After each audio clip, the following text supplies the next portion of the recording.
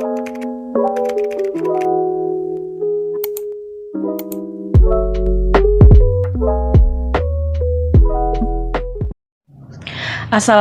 warahmatullahi wabarakatuh. Perkenalkan, nama saya Nur Komariah dari Prodi Teknik Informatika. Di video kali ini, saya akan memberi tanggapan terkait kenaikan harga komoditas. Berbicara kebutuhan pokok, masyarakat tidak bisa lepas dari kebutuhan pokok untuk memenuhi kebutuhan sehari-hari, yang dimana manusia memerlukan asupan untuk menambah gizi. Meskipun belum memasuki bulan Ramadan, banyak harga kebutuhan pokok yang semakin lama semakin mahal karena banyaknya permintaan dari masyarakat. Sejak Natal dan Tahun Baru terjadi peningkatan harga komoditas pangan, antara lain cabai, minyak goreng, hingga telur ayam. Dijelaskan oleh para ekonom bahwa faktor kenaikan disebabkan oleh cuaca hingga harga CPO dunia yang naik. Cuaca dapat mempengaruhi harga suatu komoditas. Misalnya harga cabai. Kenaikan harga cabai sering disebabkan oleh faktor cuaca, terlebih saat Indonesia memasuki musim hujan. Tingginya harga cabai menjadi masalah setiap tahun, terutama di bulan November hingga Januari. Sedangkan pada Mei hingga Agustus harga cabai cenderung rendah karena cuaca yang mendukung.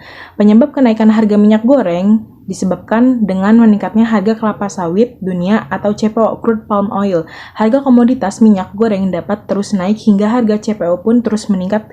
Diketahui bahwa Indonesia merupakan negara penghasil sawit terbesar di dunia.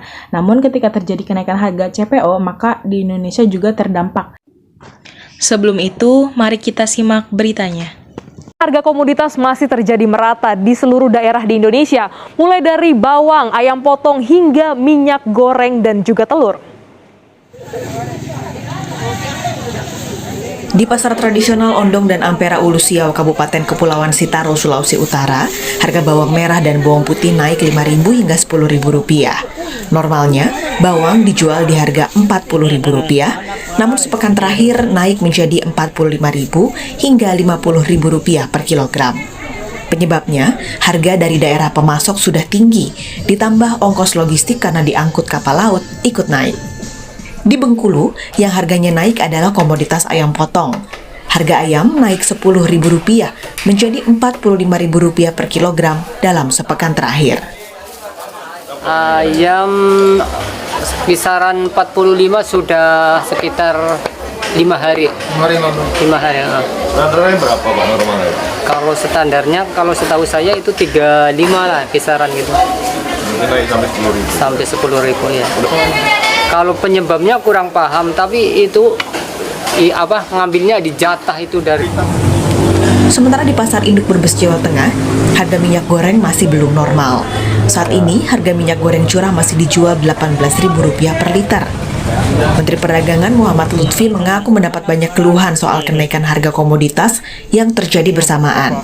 Namun, khusus untuk komoditas telur, Mendak mengakui kenaikan harga untuk membantu peternak yang sempat rugi karena harga telur anjlok. Kalau di average daripada harga telur pada tahun 2021, petani telur kita rugi besar.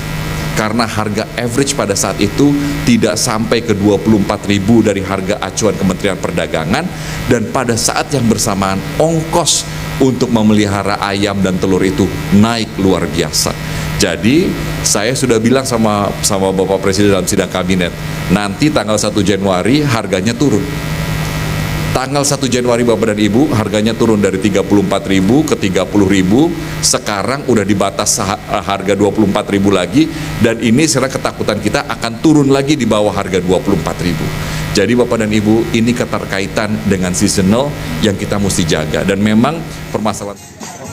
Kenaikan harga komoditas bahan pokok jadi masalah klasik di Indonesia yang hingga saat ini belum ditemukan solusinya. Tim Liputan, Kompas TV. Tanggapan saya terkait kenaikan harga komoditas yaitu pasokan minyak goreng di pasar dalam negeri semakin lama semakin berkurang, sehingga pemerintah perlu melakukan upaya untuk meningkatkan produktivitas dari produksi minyak goreng dengan cara melakukan operasi pasar yang dimana pemerintah harus memastikan pasokan minyak goreng dalam negeri terpenuhi dengan harga yang wajar dan terjangkau oleh masyarakat. Jadi produsen harus memiliki kewajiban untuk mensuplai kebutuhan dalam negeri terlebih dahulu sebelum memenuhi kebutuhan ekspor. Mohon maaf apabila ada kata-kata yang kurang berkenan di hati teman-teman. Sekian, terima kasih. Wassalamualaikum warahmatullahi wabarakatuh.